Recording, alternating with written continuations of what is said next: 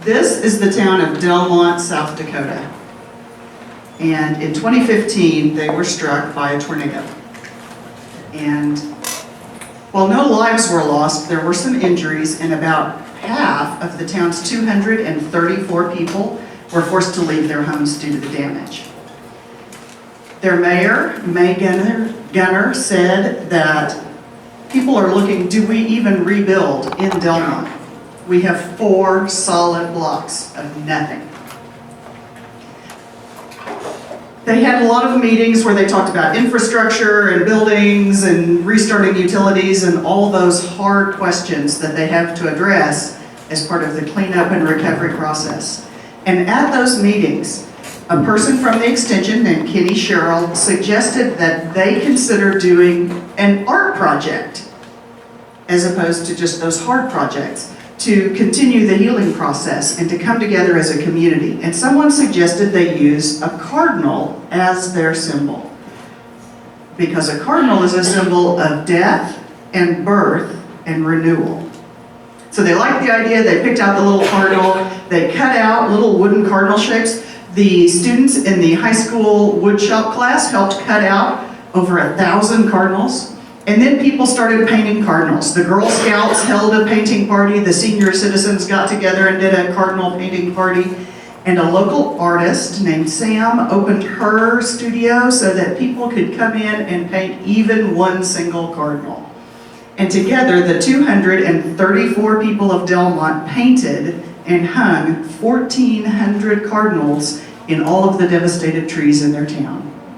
And they said that seeing that little flash of red gave them inspiration and hope that their community was going to come back. And they have.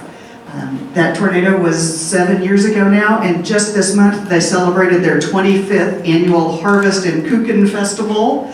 And so the town is continuing to come back. And I share that story because it's just one example of how we as people who are rural adapt. We've been through a lot. We have gone through boom and bust cycles. We've been through commodity price crashes that ruined our economy. We've been through mill and mine and factory closures. We've been through everything that you can imagine, including losing our town's entire economic reason for being. And some towns multiple times. But it is our community ties that help us to survive. Now, I do say, for those of you who have just experienced the devastation, I'm going to share stories from communities that have experienced some kind of disaster and communities that have been spared. But don't compare your disaster to theirs. Don't feel that, oh, well, they had it easier than we did. I mean, you wouldn't compare your children, so don't compare your towns either. Just feel like, know that all of us will face some kind of disasters in our lifetime, and all of our communities have some story to share that may help us. And I come to you as a lifelong cattle rancher and entrepreneur. My husband and I live in rural northwest Oklahoma, and out of the last 12 years, we have spent almost 11 of those in drought. And this picture is the place where we used to buy our hay to feed our cattle. And so while it's a very different thing, it's been a very hard thing for me personally. And so that is, I just want you to know, I understand about dealing with natural disasters. And when my husband and I went to Santa Fe this past year, pardon my emotions, when we went to Santa Fe this past year, my husband bought me this bracelet. And it was made by a man who is of Hopi and San Felipe peoples, and has a little design on it that you might call a Greek key. But the artist told me that it's a wave. It's a wave. And the wave symbolizes the power of water. It is the power of life in water. But it's also the power that water has to reshape things. And so I just want to remind you that we all have our own challenges we deal with, and we all have the ability to reshape things. So hopefully, now that's the end of the personal story, so hopefully, compose myself. Okay, Now we're back to all the boring stuff, right? Like, go back to so 99 towns. Iowa State University actually studied 99 small towns to see what would make them prosper or what the common factors were. And they studied these towns for a period of over 20 years. And as you can imagine, in a 20-year time period, some of those towns experienced every kind of change. Some towns like Webster City that you see here in the picture lost a big employer. Others gained new big businesses. A few of them lost their schools, and others had a big boost in their school enrollment. And several went through natural disasters, including flooding, and others were spared. And what the researchers concluded was that no matter what happened or didn't happen to the communities in that time frame, the ones that survived best were the ones that were open to new ideas and were open to new people taking a lead in the community. And then Dr. Peters, who's one of the researchers, said that for communities that were dealing with a natural disaster, the ones with stronger social ties were better able to withstand it, and communities with weak social ties were more likely to wither after a natural disaster, which makes sense because all of us connect as community, and that's our strength as rural people, is our connection to each other. And it doesn't matter whether your town has strong social ties right now or not, or if you feel like your town is open to new ideas right now or not so much, which a lot of our towns feel like. There is a place, we all have to start where we are, and we will move forward from there. And there is a method that we can use to make our towns more open to new ideas. And that process is the idea-friendly method. And it looks so simple, doesn't it? It's not like your usual, university drawing with like a huge flowchart. No, it's pretty simple. You gather your crowd with your big idea for your community. There's something you care about, and that's your big idea. And you use that to bring people to you. And then you turn that crowd into a powerful network by building connections. And then you and your newly powerful network accomplish your goal by taking small steps.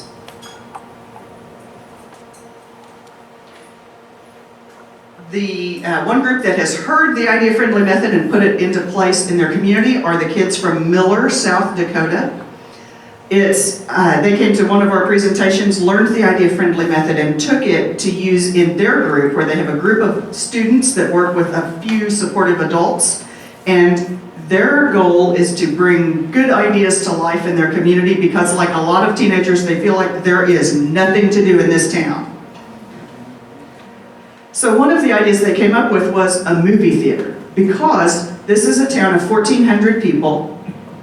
Most of those kids have never been to an indoor, sit-down movie theater. So that's what they wanted. And Abby, who you see holding the microphone in the photo, took that idea and presented it to a room full of adults as an idea for something that could happen in the community. And one of the adults said to Abby, when she presented the idea, he said, "That idea is too big, it's going to fail, and you shouldn't even try." Now, I'd like you to be shocked on Abby's behalf that anyone would do that.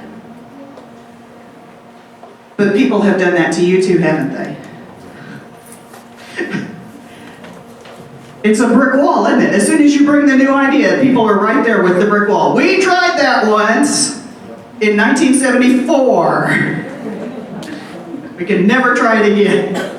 That's not how we do things here.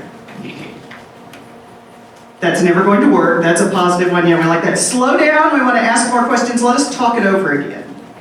You're moving too fast. You ever been told you're moving too fast with your ideas? Lots of us have. Now let me ask you this. Do you think that adult hated Abby? And they were secretly scared that she was going to succeed in getting an evil movie theater in the town? They better stop her now.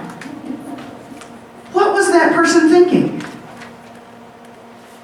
They were trying to protect her from failure. From failing in public where it would be embarrassing. They wanted to not hurt her feelings, and so they told her no in front of everybody. And that's what people are actually thinking when they're building that brick wall in front of your ideas. They're trying to help you not fail. They're worried you would be embarrassed. And you may be tempted, a few of you, especially if you've been around the block a few times, you may be tempted to agree with the slow down, we want to ask more questions approach, but it's a trap. And it's a trap because our brains lie to us. Author Margie Worrell said that using the latest brain imaging technology, scientists have been able to figure out that our brains overestimate the risk of failure. And so, when you're telling someone, oh, that won't work, your brain's lying to you about the risk that you're going to fail. And so we tend to overestimate that risk of failure, and our brains are also big liars about the risk of inaction. What's the risk of sticking with the status quo? And the risk of that is that even if we are on the right track, we can get run over if we just sit there. Because the difference between making a decision about the future of our community is the difference between, we think it's like, okay, where we are now, we're okay, we're safe now, and change, which is some scary nebulous concept out there far away, when really what we have to decide between is what kind of change are we going to create when we choose to act, and what kind of change will happen to us if we fail to act. So what I would like you to do is to think about one of your big goals for your community. Now, you've already started on your beautiful art boards, and y'all are some creative people. I'm impressed. What I would like you to think about is one particular thing you would like for your community. It might be something you want to create or recreate in your community, or it might be a value you'd like your community to hold. So the starter questions are, if our town had, like a movie theater, or if our town was open to letting kids lead. So write that down now, just even a word or a sentence of something you want in your community.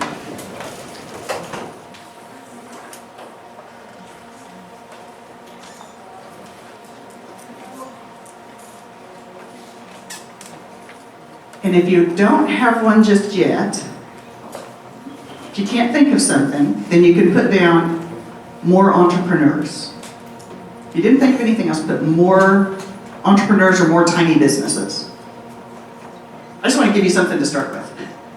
I saw some people going, I don't know, because there's so many things. All right, so we're going to start with the take small steps part of the idea-friendly method, because that's the easy part, right? Like, we only have to do a little thing, then that's going to be an easy place to begin.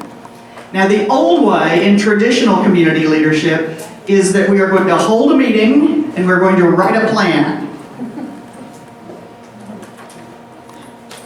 You can't do anything until you have every bit of it. You meet and you meet and you plan, and until you have every detail nailed down and fully planned out, you can take no action whatsoever. That's the old way. And then you have people who are always adding stuff. Oh, I think we should also add a whole other different thing that we never even thought of there. And somebody else who's going, oh, we shouldn't do that because the Chamber of Commerce said they might do something kind of like that, and we don't want to step on their toes. Ah, we've got a nod back here, somebody that's had the don't step on their toes lecture. Okay, so there's going to be a new way. The new way is to just try a tiny test. How can we put something into action and just test it right away? This is what Pascagoula, Mississippi is doing to build entrepreneurship in their community. Now, Pascagoula is one of the towns that was struck by Hurricane Katrina, and like 90% of their community was flooded. So they had a lot to recover from. And a few years after Katrina, so this would be about 2008, the housing was starting to come back. There was enough housing for people. So the temporary housing they had used, they've been calling those Katrina cottages. They were some of the first tiny houses that were popular. So some of those tiny houses came back to the city of Pascagoula, and they decided what they would do with them to further their big goal of growing more entrepreneurs. They put about a dozen tiny houses around the edges of this empty lot down by the railroad tracks and next to their downtown. So now, anyone in their community can rent a tiny house and start a tiny business. They're very affordable. They keep the rent down, just specifically because they're trying to support entrepreneurship. And if renting a tiny business is too big for you, then they do these market day events that you see in the picture. And so you could start even smaller by holding a booth or a table. You know, you could start with a table, and then if you could do a bit, if you've got enough business to fill a card table, you can be in business for the weekend. And then grow a little bit bigger, you could have a booth and a little tent. And then if you can grow bigger, you can rent the tiny house. City officials say this has worked. It has helped to spur entrepreneurship. It has built wealth through entrepreneurship and improved equity in their community. And it has raised entrepreneurs who have grown through the process and gotten big enough they went and moved into the downtown and have rented a big full-size building now. So that is the process. You test. You keep the tests really small, and then you build your way up from there. Another community group that took small steps is the Umatilla Electric Cooperative from Oregon. Robert Eckenrode said that just right as the pandemic was beginning, about April of 2020, they realized their businesses needed more support, and they wanted to open a central location. The idea they came up with was this central location where you could find out about the new programs that were starting, get answers, and share ideas with each other.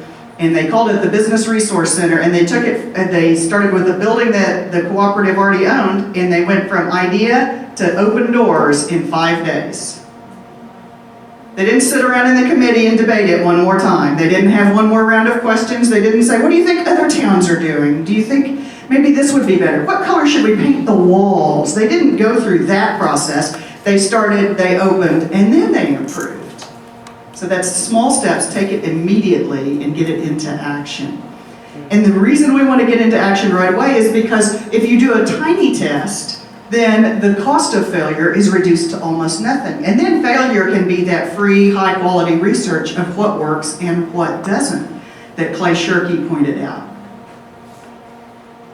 And when you're doing small steps, as long as you're locked in the meeting room doing the meet and plan method, nobody can see whether you're making any progress at all. But when you're out in the community doing a small trial or a tiny test or an experiment, people can see what you're doing. They can be drawn to you. You can gather your crowd to you by using that big idea and the tiny actions that you're taking. So when you apply this concept of take small steps to going into business, you get the innovative rural business models. And this is what the Zuni Pueblo members in New Mexico are using to remake their community into a place where their artisans can grow from where they are through tiny steps, like they can use vendor push carts, and they have pop-up businesses, and then they have these shared vendor shelters that are very popular across New Mexico. So they are helping their entrepreneurs experiment their way into a bigger success. So that's what I want you to think about right now. What would be a small step you could take towards your idea?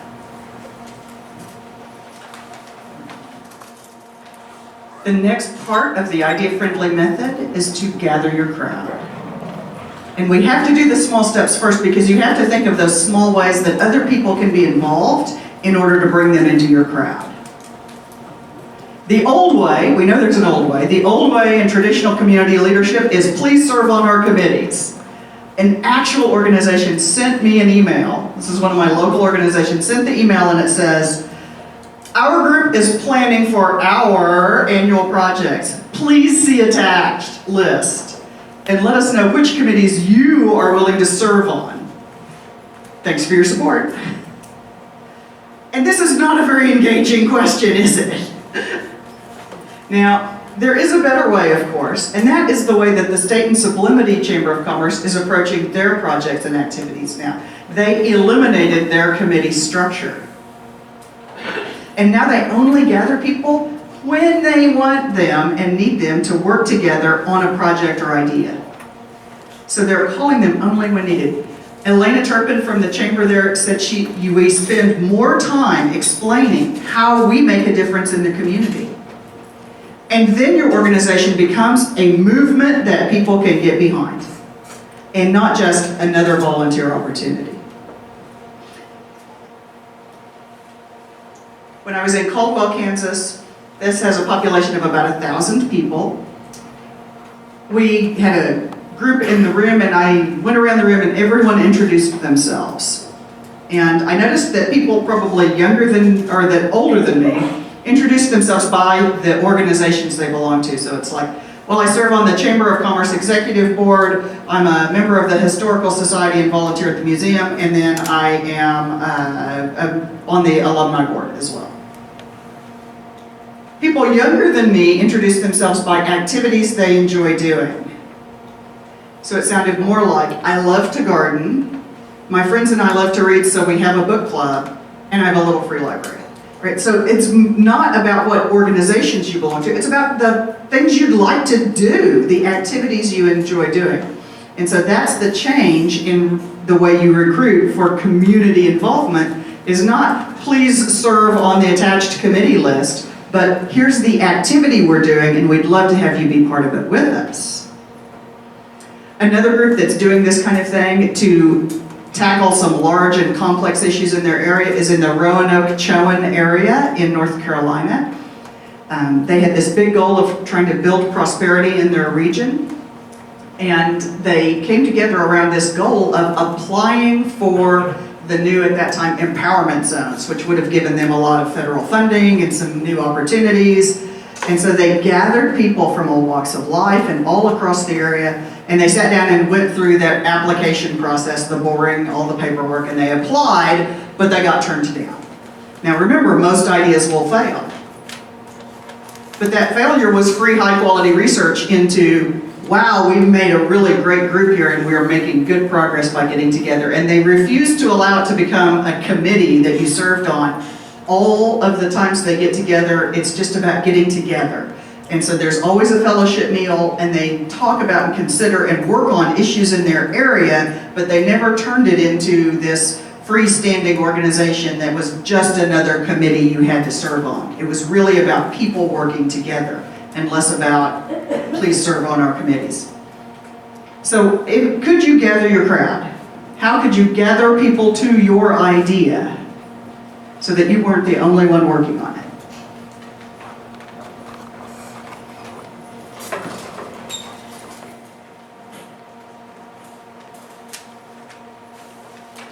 The town of Pullman, Washington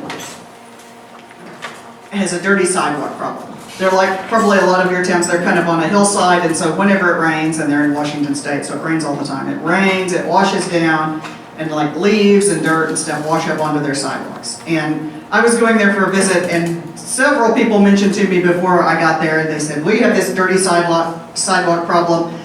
You know, we really want to have that clean, welcoming downtown. And we did a cleanup project once a long time ago. But the sidewalks still get dirty. And so after we did our walk around, we came back into the room and we were discussing what they wanted to do as follow-up. And they said, you know what, we should do another cleanup day. I said, okay, who wants to take the lead on it? And they were very quiet. No one wanted to do the cleanup day. And then one guy tries to pin it on the Chamber of Commerce and says, the Chamber of Commerce did the last one and the Chamber should do another cleanup day. And you've seen that kind of thing happen at events. You've been the receiving end of that, haven't you? Right? And then I remember seeing the Chamber director picked up her pen like it weighed 1,000 pounds. She's like, she's going to write it down. Okay, I've got to do another cleanup day. I said, no, you do not get to pin stuff on other people. If it's not your priority, then it doesn't need to happen. And they were a little uncomfortable with that. And we sat there for a minute, and finally, Willow, who is a business owner in that town, spoke up. Now, Willow is in this picture. If you see the white tablecloth at the center back table there, and there's a little vase of flowers on that table. Behind the flowers is Willow. So you can imagine she's not the most dominating presence in this meeting room. She raised her hand and she said, I'll clean my own sidewalk. Which is great. I mean, that's an awesome starting point, right? She can clean her own sidewalk, but that's still not, that's her sidewalk. What about the rest of the sidewalks? So I said, why don't we just hashtag it, clean your own sidewalk day? And then you just tag 2 friends on whatever tool, whatever your choice of medium is. You tag 2 friends, post your photo, and see if you can't get other people to clean their own sidewalk too. And this actually took off. Now, every Wednesday afternoon, the merchants in Pullman, take photos as they go out and clean their own sidewalks, and they encourage each other, and they're still doing it. And now the city, having noticed that they're doing this, has started moving the street sweeping machine, comes around then on Thursday mornings in the early morning hours and cleans up what they've swept off their sidewalks. But if, while we were doing that walk around, if Willow, who, by the way, do you see the guy in the wide red and white striped shirt? Behind him are two little tiny faces. One is wearing sunglasses and one is not. Willow is the one who is not. Again, she's not the dominating presence in this walk around. If she had tried to convince all of them during that to say, no, we shouldn't do another cleanup day. What we ought to do is we ought to all sweep our own sidewalks. We're going to all do it on the same day, and the city should change their work schedule so that their guy will come around and do the street sweeper the same time. No, they'd have all said, that's a stupid idea, that'll never work, we tried that once, right? No, she did not try to convince anyone of anything. She attracted them with her own action and making it easy for them to join in. She became that movement that people could get behind. You can get people behind clean your own sidewalk day. That can be a movement. So this is the volunteer motivation curve. And all of the old traditional ways of doing volunteers works like this. It starts with the big end. I got too many things in my hand. What is this? All right, so this end of the curve, the tall end, this is you. You are the most excited one about your idea. I mean, it's your idea. You're the most excited about it, right? And then the next most excited person is like your friend that you call and they help you with everything you call and ask them to do because it's you and them. Right? They're half as motivated as you are. There you guys are, right? That's you too. That's why you're here, right? So there's the next person that's most motivated. And then we have it goes right down from there, right? Like, and then there's a few people who are kind of motivated. The dotted line is the end of the committee, right? So people over on the big end of the thing are more motivated, and so they're on the committee. And then we have all these other people in town who they heard about your idea, they're kind of interested, they just have low motivation, right? They're not super interested in your idea, but they heard about it, might be interesting. And in the old way, none of those people gets to add up. They're not on the committee, they can be the audience, but they're not on the committee and they don't really matter. So we're going to flip this over, and we're going to make your excitement the foundation. So now here, your excitement is the foundation, and then we're going to put your buddy right there with you. We're going to add their excitement on top of yours, and then we're going to add the next most motivated person. But we're going to have lots of ways for people to do something very small, but really meaningful, right? So, Willow is excited. She's talking about it. She's posting about it online. She's the cheerleader for the project. And all I want you to do is sweep your own sidewalk, but it will add up. See, we've been recruiting for volunteers in that old way. We're constantly looking for the people with the highest possible motivation so that they will do the hardest thing. Serve on the beautification committee for a 3-year term. That takes huge motivation to be willing to say yes to that. What we're doing now is we're looking for people with the smallest possible motivation so that we can match the size of what we ask them to do to match their level of motivation. And that is what Professor B.J. Fogg writes in his behavior model. You have to make the size of the step you want them to take match their level of motivation. And that's the secret.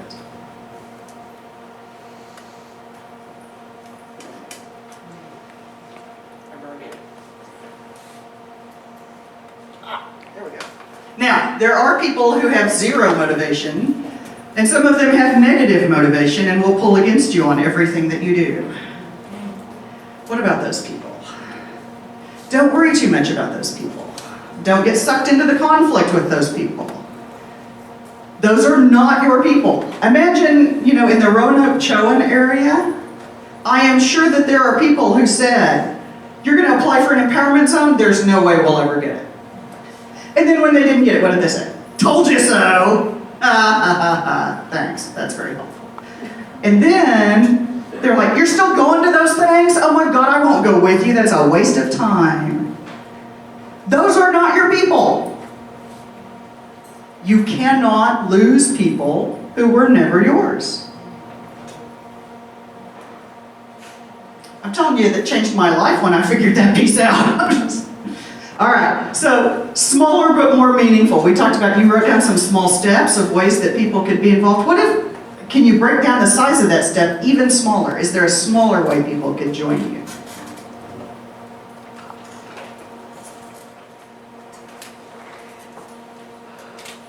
Now it is time to turn your crowd of people into a powerful network, and this is build connections. And this is actually a pretty fun part. We like to build connections. There was a woman named Jessica who was working as an economic developer in Idaho. And she told me that she really, really wanted to get a microbrewery in her town. And I think she may live in the only town remaining in Idaho that did not have a microbrewery yet. Now here's the old way that you get a microbrewery. So since she works for an economic development board, she could go make a presentation to her board about how cool it would be if we had a microbrewery and see if she could convince them. The board could discuss it, they could ask a lot of questions, and then they could take a vote. And if it was good, then they could vote to refer it to the subcommittee on business development. The subcommittee on business development can now discuss the proposal further, they can take a vote, and what they're going to decide to do, you know what they're going to decide to do? They're ordering a feasibility study, you know they are. Oh, that's what they did, they ordered the feasibility study. Okay, so that goes out to the expert who has never been to their town, but looks up some of the common data that's available online, takes the microbrewery feasibility study they did for another town, does a search and replace and changes the name of the town, updates the data, and sends that back to the committee. Okay, so we're back at the subcommittee for business development. The old people in the audience understand this. We have been through this. Okay, so the subcommittee for business development is now looking at the feasibility study, and you look bored to tears because that is the reaction of everybody to the subcommittee on business development reviewing a feasibility study. So now they debate it some more, and they like the idea. They think the study is positive enough they can vote to refer it back to the full board. We're back at the full board. They can debate it again. We have another round of debate, discussion. Somebody gets to say, we tried that once. Somebody gets to say, that will never work here. There's going to be somebody who gets to say, slow down, you're trying to move too fast. I want to ask some more questions. They can doubt the credentials of the guy who did the feasibility study. They can debate all of that once more, and they take a vote, and it's positive. They've decided to vote in favor of this. That means they can add it to the 5-year business development plan. It's now on the 5-year business development plan. That means we can order the economic developer, which is Jessica. We can send it back to her and say, now you can start negotiations, you can offer some incentives and try to find or recruit a microbrewery. We can steal a microbrewery from someone else's town. That's the old way. Do you recognize it? It's the brick wall model. And too much of our community still runs on this model, and that's why we're talking about this other model, which is, why don't we just start a homebrew group? Let's go find people in the community who like to brew beer, and we're going to get them all into one backyard somewhere. They're going to all bring their beer, and what do you think is going to happen? They're going to get drunk, she says. I cannot dispute this. I'm saying by the third beer, one of those guys is going to go, I can totally run a microbrewery. And his buddies are going to go, yeah! You should run a microbrewery. Now, you probably know of a microbrewery that it started from somebody that brewed beer at home. But imagine how much more successful this poor fellow is going to be with his drunken buddies who are going to help him when they sober up to connect with the resources. They'll say, oh, do you know about this supplier I know about? Oh, here's some really cool native grown resources that we can use. You know, this is, wonderful local herbs and stuff we can put in the beer. They're going to connect them to, oh, hey, I actually know somebody at the regulatory agency, and I'm going to help you find out about the rules you're going to have to comply with. Oh, and here's somebody at the city who can help you with the permitting process. Because they have that supportive group, they're a lot more likely to be successful than if they have to do it on their own. And that's the power of building. We're going to go back to Webster City, Iowa, the big town. Webster City, Iowa, a town of about 8,000 people, and their factory employed about 2,000 people at its peak. And it kind of came down over a few years, and then in 2011 they announced, 2009 they announced they were going to close it for good. They were pulling out. And so they did a round of layoffs every year until they had nobody left. And this is the employment graph for Webster City. You can see that it came down from that peak when they had the full factory running full steam, and then the factory announced they were leaving, and it just plummets, right? There's year after year of layoffs until there's nobody left at the factory. And it was a long, slow decline. People kept thinking, we can convince them to stay. We're going to change their minds. We'll save some jobs. Of course, that didn't work. And so the factory was finally gone for good in 2011. And Iowa State University, you remember years ago I mentioned there was this Iowa State University study that studied 99 small towns for 20 years. Webster City was one of those towns. And the last round, the 20-year mark of the survey came right in the aftermath of the factory closing. And the researchers had said that strong social ties really help if you're struck with something like a disaster, which this, I think, counts as. Well, Webster City kind of ranked, they ranked well of some social ties, like knowing a lot of people by name, but in other social ties they were weaker, like feeling like whether the community would come together if something needed to be done. And then besides social ties, the other thing that they said was openness to new ideas, where Webster City was kind of just a little below average, and then welcoming newcomers to make decisions about the community, which actually declined over the entire survey to its lowest point. So Webster City, kind of an average position to handle this sort of thing, or maybe a little worse than some communities. And I mentioned that on that graph of the disaster, they kind of got stuck. This is my friend Deb Brown, and this is before she and I started doing things together as Savior.Town. She had moved home to Iowa to help with her father's final illness. And after he had passed away, she was living in this town that's an hour away from Webster City. She volunteered and worked part-time at her local chamber. And then the Chamber of Commerce executive director job opened up in Webster City. And Deb was not sure whether they would hire an outsider, but she applied. And they did. They invited her for a job interview. And so as she drove in to her job interview, this is about 2 years after the factory left, finally closed down. And she counted 14 empty buildings on the way into town. And she said to me, I wasn't sure if I should take this job. They offered it to her, and she did take it. And so she started March 1st of 2013, and in her first week on the job, the movie theater closed.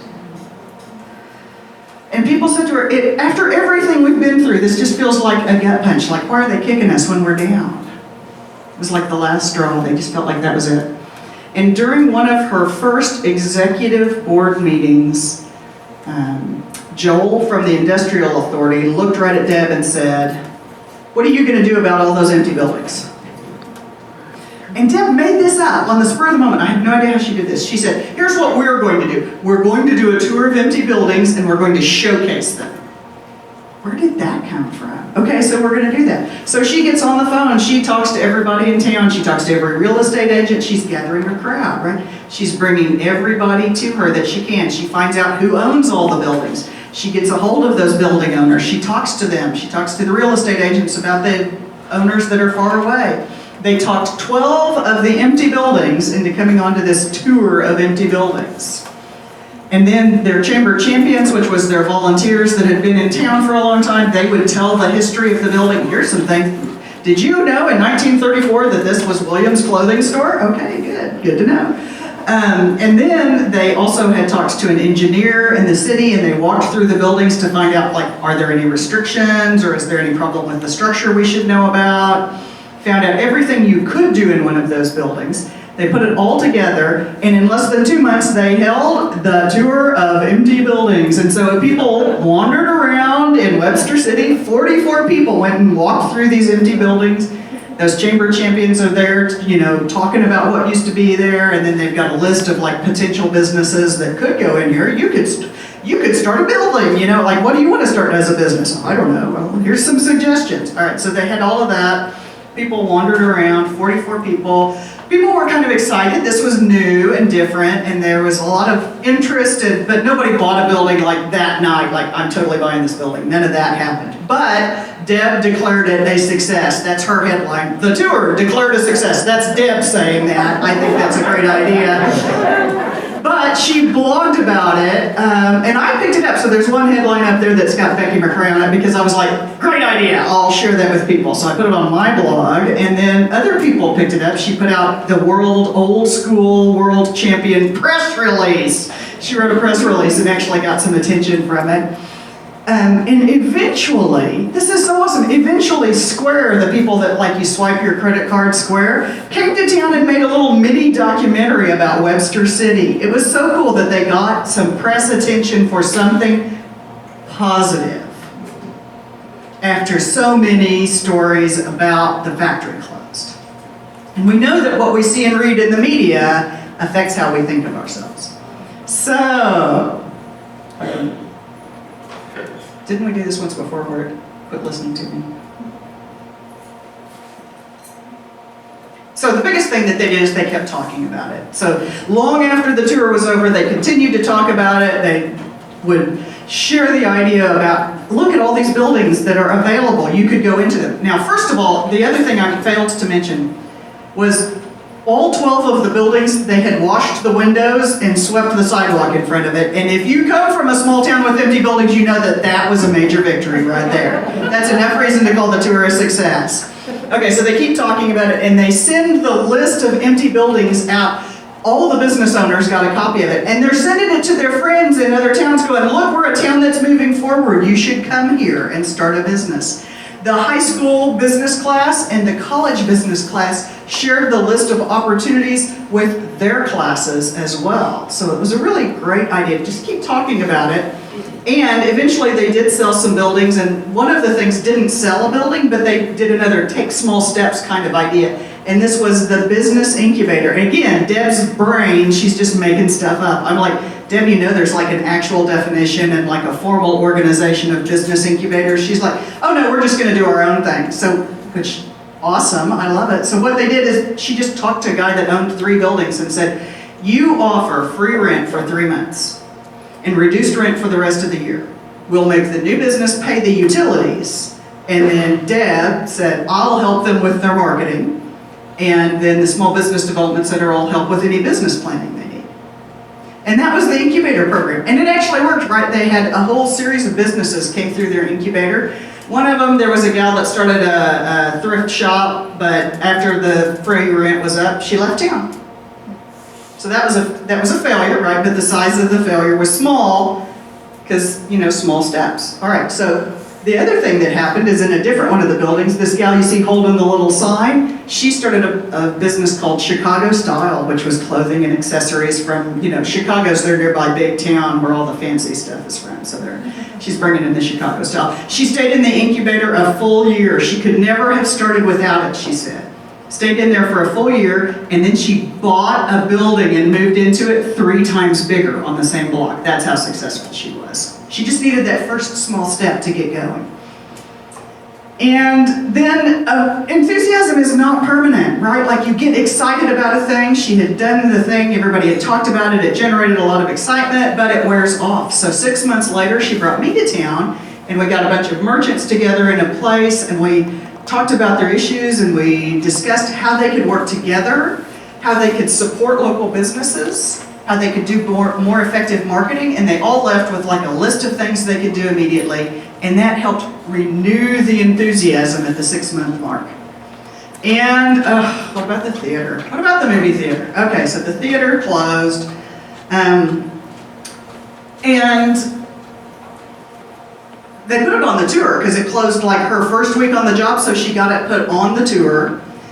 And so some people walked through it, and that started a conversation. A guy named Jeff Pingle, who used to work at the factory and just loved movies and was heartbroken that they'd lost their theater, went around and he talked to everybody in town. And he's talking to one guy, and the guy says, you got about a snowball's chance in summer of saving that movie theater. And Jeff's like, you're saying I've got a chance? Being the eternal optimist, of course he had to connect with Deb, so Deb said, okay, well, let's find out how much they want for it. She starts calling the number, right? And it's at that point owned by a big mega bank. She's calling their real estate department going, how much? They didn't answer her. They would not call her back. She called their marketing department and said, hi, I'm Deb Brown of Building Possibility, and told them all about her online presence and said, we think it would be a great idea if you would give us the building as a marketing move and we'll publicize it online. And she's telling them her clout score and stuff at the time. All right. Clout. Oh my God, you had a clout score. You know you did. They wouldn't donate it. She talked them down to half price and then they cut it. They did. They cut it in half because she talked to the marketing department instead of the real estate department.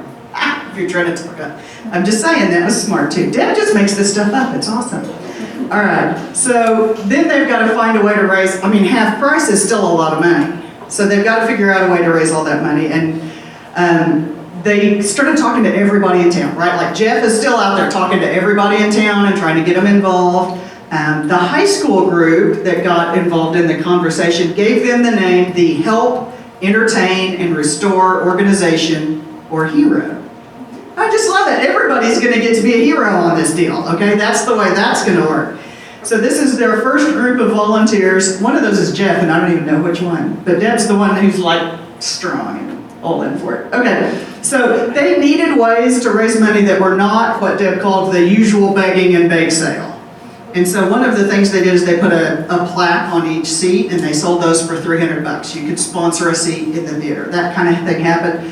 They got a lot of people to do that, and they have a lot of alumni clubs in their town, so they hit all those up. And then the newspaper took every single donor's photo and put it in the paper. Bless their hearts, that's awesome. That got everybody talking about it. So you can see Deb's shirt says like original superhero. They were getting all into the whole idea here. But not everybody's got $300 that they can drop on a sponsorship plaque. And so once they bought the building, they found there were like tons of old movie posters just laying around from the last 20 years. And so they're dragging out all these movie posters, and they sold most of them for just a few bucks. So, you don't have $300. If you got $5 to buy a Shrek 2 poster, then you're in. So then that helped as well. And then more small but meaningful steps. They needed to do a lot of cleanup. So they just held multiple open work days. Please come down and help us clean up. There's plenty to do. So even if you can't donate, if you can come and help a little bit, then that works. And a lot of people did a lot of online work, spread the word, keep reminding people. So it all came together and they reopened the theater. They did it. $250,000. They bought the building, they revitalized it, they upgraded to digital projection, and they hired paid staff. Not all volunteers. It's so awesome. And Jeff said the night we lit up the marquee, you just got this feeling of we're going to be okay. Just changed everybody's thinking. Took them 16 months, but they did it. By the time it was about, by September of the following year, they did the tour in April. By September of the following year, I asked Deb how many of the buildings were full, and it was 10 of the 12 had been filled, including saving the movie theater. They had a new plumbing company come to town. There's a new tattoo parlor. Hey, that's awesome. All right, so they're getting up to town here. And then there was a new fitness place that one of the former factory workers opened up. This is awesome. Food places, restaurants. I think the restaurants are in here. Yeah, the restaurants are in here. There was a restaurant building on the tour, and somebody bought it and opened an Italian restaurant, and it was awesome. The food was awesome, but they only lasted about a year. And then they went back out of business. This happens a lot, right? Like there's a natural process to business. It's kind of like breathing. Things come and they go. But one of the other businesses that had come in response to the tour was a Hispanic grocery store, and they sat there for that whole year going, man, we really want to open a restaurant. So when the restaurant came open again, they were like, and we'll use that building right there. So they jumped on that building when it became available again. So things turn over, and that's fine. This is the graph of employment. So Deb started work in between here. So they have just barely turned the corner. They've just barely turned the corner. But the prevailing view in town was that nobody was going to buy a building or start a business until another factory opened. That was what it was going to take. This turnaround did not come from a new factory. There was no new factory. Every bit of this recovery and turnaround happened because of locally owned businesses. They did it themselves. They did it themselves. When Deb first got there, every conversation, she said, every conversation, someone will say, well, back when the factory was open, before the factory closed down, it was in every conversation. And after the tour, at the same time I asked her how many they had filled, I said, how long has it been since someone mentioned the factory? And she went, it's been months. Nobody's talking about the factory anymore. What she had done is she had, through that tour, given them an experience that changed the way they saw their town. And then, over the following 4 years, she did a lot more projects and activities. Like you see a picture here of their summer nights concerts. Man, that looks like a good time downtown. And they did a huge festival that brought more people to the town than lived in the town. And they did a lot of things together, but what they were doing was they were creating the shared experiences and the activities that helped people act their way into a new way of seeing their town.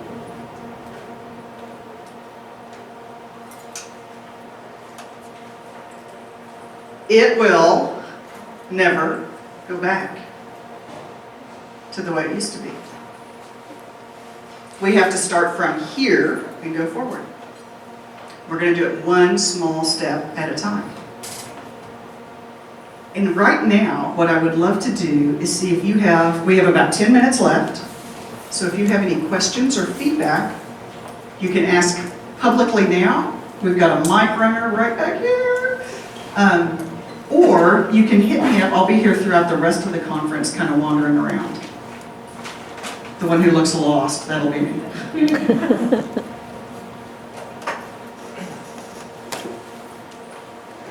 And you can also email me, Becky@savior.town. And we actually have, some of you are thinking that there is somebody in your town who really should have watched this presentation. We did a 30-minute video for you.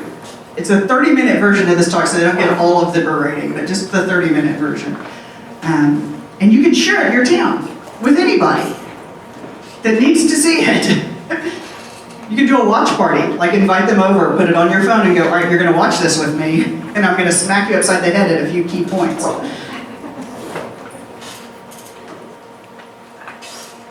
That's savior.town/gift.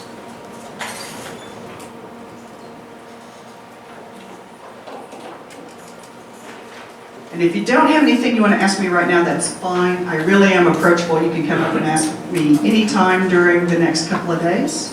I'd love to hear from you, or feel free to reach out to me later. I'm on the Twitters as @Becky McCray, if there's anybody old enough to Twitter in the room. Okay, you have a question. I'll just loan you my mic.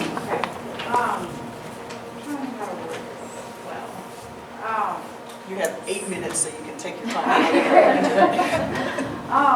But put it right into the mic. Yeah, there you go. Yeah. The question is sort of, so I'm not originally from here, and in my time in this area, I feel like maybe it's some of those brick walls that you were talking about, but I feel like people tend to vent to me a lot, so I hear a lot of people's personal stories, and I get this sense that there's like a lot of discord, a lot of maybe political differences, and that some of that causes a lot of breakdown in these moving forward. And so I'm curious if your example of Webster had something similar, where there's just like, where there's like social institutions or really deep social and political divides in the local area, or if you have examples of like, if people are able to use these business incentives as ways to sort of get beyond that, or if there's ways to like circumnavigate that, or if you have any thoughts or suggestions. That's a really good question. I mean, she's really asking about how do we deal with when there's divides in our community. And all of our communities have some kind of divides. Some of us have more aggressive divides than others. Is that a safe Yeah, yeah, I'm thinking, oh, yeah. So, I got called, in fact, I went to Canada one time, and he was like, we have these divides and divisions in our community, we really need to be more unified. I said, how bad is it? Are you got like fist fights during the council meeting or what? He's like, he's a Canadian. He's like, no. I'm like, oh, well, we do. We do that. So yeah. And the thing that really helps, like, can you ever come back from that kind of fighting? And the answer is yes. And the answer is actually, what's the artist's name who helped us with the boards? Judy Sizemore. Judy said something super smart, and I loved it. She said, a shared experience. That we come together through a shared experience. And believe it or not, we're going to tie that to this community happens when people talk to each other and the acting your way into a new way of seeing yourself. So if we can bring people who are very different to the same thing, and they end up talking to somebody who's very different from them, and they realize, oh my gosh, they're actually a person. That's how they act their way into this new way of believing. And one example of this actually happened in a community theater, and it was in Bismarck, I think. It was in one of the Dakotas. And what happened was they had poetry night, and they had professional wrestling. And they were on the same night, because they had 2 rooms in their performance space. And so this was really cool. So they got slam poetry and slam wrestling. And at first, they never went anywhere near each other, but they would happen to have breaks at the same time, so they'd all go to the concession stand at the same time and buy refreshments. And they started talking to each other, and then the wrestlers started coming to slam poetry, full costume, right, like they're at the back listening, yeah. And by the 3rd month of this project, they had to schedule them so that one was after the other because they wanted to cross over and meet each other. And the wrestlers are going to the slam poetry, and the poets are coming to watch the wrestling now because they met the people. So, there are these magic moments when you create a community event where there's overlap. Like the early crowd, like people with kids come early, and then they're going to leave early, but then, other people come out and stay for the later concert. The moment where the 2 different crowds overlap is magic. And that's where you can have some of those conversations that bridge divides.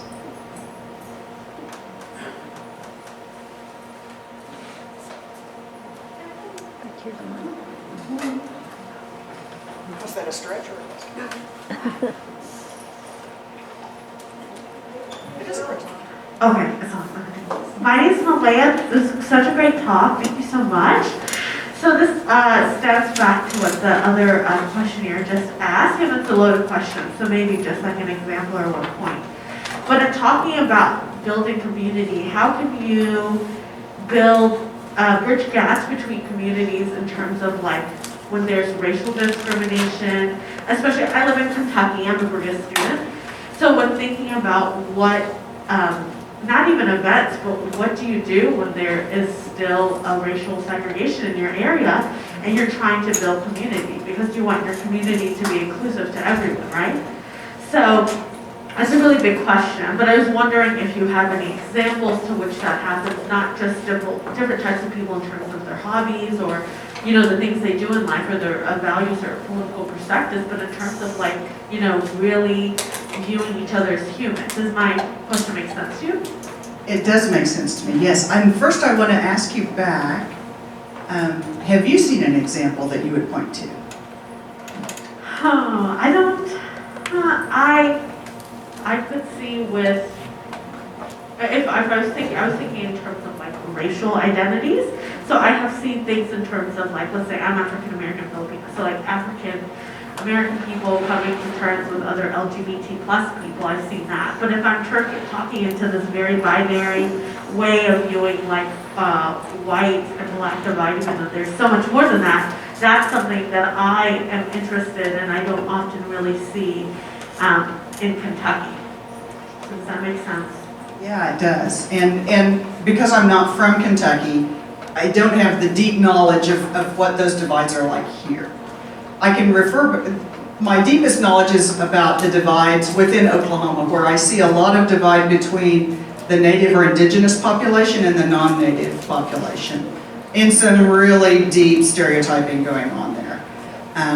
And the things that I've seen that actually worked to help non-native people actually interact with and talk with native people in a human way have been events around the culture. So either it was an opportunity where people from both groups are sharing food, or sharing stories, or sharing art. And I think it may be that the people who go to that kind of events are the most open to having this kind of human conversations. But I really do feel like it comes down to when you're really talking about bridging the divides where there's an almost or past violent division, especially around a racial identity question. We have to find a way to kind of sneak folks into it. We're going to subtly bring you over here to this point where you realize, people are human. And that happens most easily, from my perspective, when we can get them to sit down with a shared experience, a shared activity, or a shared meal, which is really strong. So that's my most practical set of steps for that. And like I said, it comes from my perspective and my life, which is so different from a Kentucky life.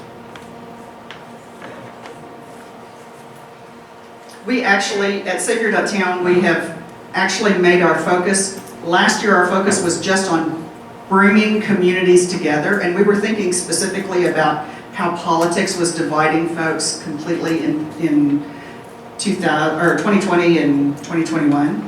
And so our 2021 focus was entirely on building unified communities. Our 2022 focus has been about including fairness with that. That we want to just give everyone a fair opportunity, no matter what their racial identity, their LGBTQ status, what kind of income, or whether their family comes from way back in the deep woods and people look down on them. We feel like everybody should have a fair opportunity, and that mostly comes from cutting down the size of what you're asking them to do. When you expect them to be able to do all of this, there's only a few people capable of it. But when you're talking about a really small step, a lot more people can take advantage of that. So that is my whole summary of the great thing. I want to thank you all for your attention and energy. I know it's a long session, and I encourage you to go forward and take small steps who are best positioned to shape the community you want to belong to. So thank you very much.